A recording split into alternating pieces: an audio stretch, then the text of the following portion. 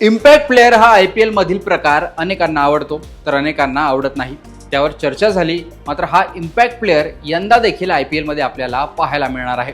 याशिवाय आणखीन काही बदल यंदाच्या IPL मध्ये झालेत. नुकतीच IPL संघाच्या कर्णधारांची आणि BCCI अधिकाऱ्यांसोबत बैठक झाली. त्यात 3 नवे नियम आणले गेलेत. ते कोणते पाहूयात. IPL मध्ये संध्याकाळी होणाऱ्या सामन्यांमध्ये दव पडतं तेव्हा दुसऱ्या डावात गोलंदाजी करणं तसं सोपं राहत नाही. त्यामुळे एक निर्णय घेतला गेला आहे. दुसऱ्या डावात 11 ओव्हर नंतर नवीन चेंडू घेण्यास परवानगी असणार आहे.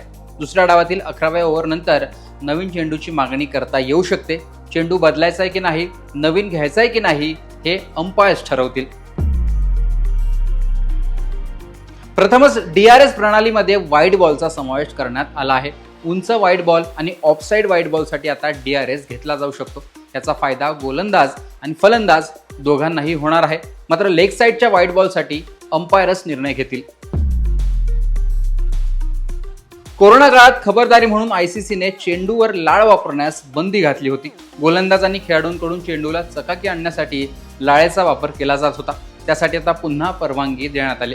त्यामुळे गोलंदाजांना याचा फायदा होऊ शकतो. आता या 3 बदलांचा कोणाला प्रत्यक्ष फायदा होतो ते प्रत्यक्ष क्रिकेटच्या मैदानावरच पाहायला मिळेल. मात्र संघातील बदललेले खेळाडू आणि नवे चेहरे यामुळे यंदाचा IPL चांगलंच गाजणार हे मात्र नक्की. मैदानात खेळाडू खेळत असताना वेगवेगळ्या ॲपवर आपले 11 खेळाडू घेऊन प्रेक्षक देखील खेळत असतात. ते या टीम बनवताना या नियमांकडे लक्ष देतात का ते पाहणं देखील महत्त्वाचं असणार आहे. एकूणच हे बदललेले नियम याविषयी तुमचं मत सांगा. लोकमतला फॉलो आणि सबस्क्राईब करा.